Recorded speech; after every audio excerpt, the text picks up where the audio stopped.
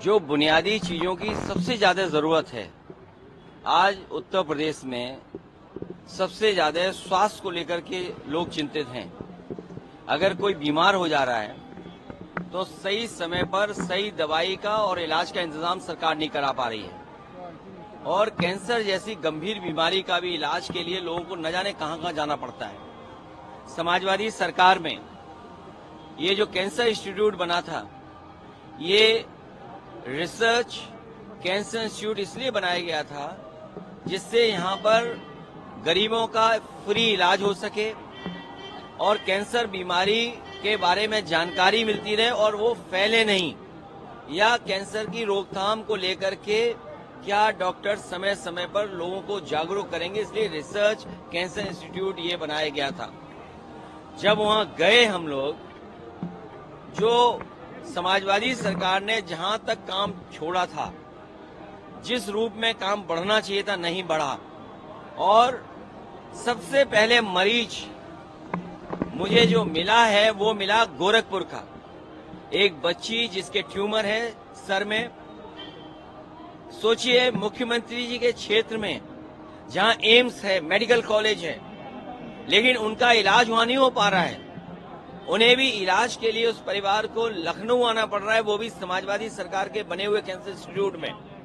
और ये चक गजरिया में जितना भी विकास हुआ है, अमूल का प्लांट लगना, बगल में सरकार का एक और प्लांट लगना मिल्क का, तो कम से कम मिल्क का प्रोक्योरमेंट तो हो जनता से, किसान से। एचसीएल का प्राइवेट इन्वेस्टमेंट आया जहां हम लोग खड़े हुए हैं। ये समाजवादी सरकार में सरकार का मॉल था, सरकार आते ही भारतीय जनता पार्टी ने इसको बेच दिया। तो कम से कम हम लोगों को भी दिखाने को तो चीजें हैं जो समाजवादियों ने काम किया है। आगे देख लो, पीछे देख लो, हर तरफ बिल्डिंग देखने को मिलती हैं। ये भारतीय जनता पार्टी के लोग कोई चीज बना नहीं सकते हैं, ये केवल बिगाड़ सकते हैं।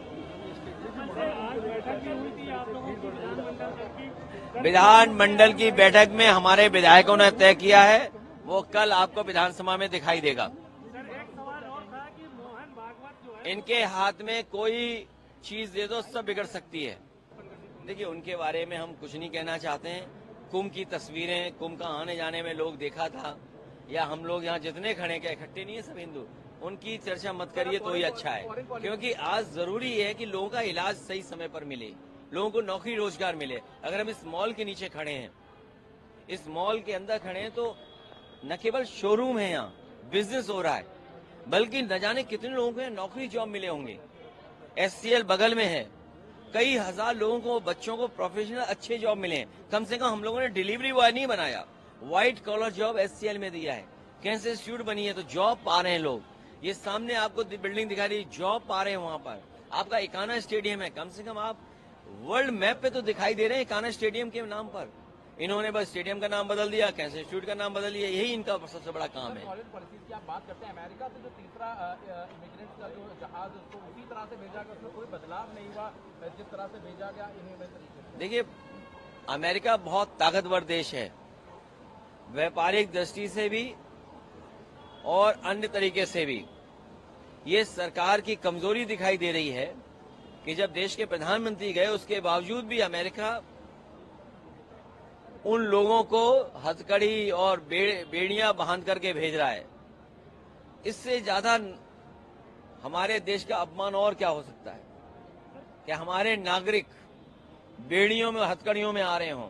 और उससे भी बड़ी बात यह है कि जो लोग ये सपना दिखा रहे हैं कि हमारा विकसित भारत है, हमारी $5 ट्रिलियन की इकोनॉमी है, हम विश्व गुरु हैं, तो सोचो नौकरी के लिए लोगों को अपने खेत बेच के जाना पड़ रहा है, जमीनें बेच करके जाना पड़ रहा है, घर परिवार से उधार लेकर जाना पड़ रहा है। क्या यही विश्व गुरु का सपना था कि लोग उधार लेकर के जाएं, पकड़े जाएं, तो वो फौज वहां की बेड़ियों में, हथकड़ियों में आपको वापस भेज दे?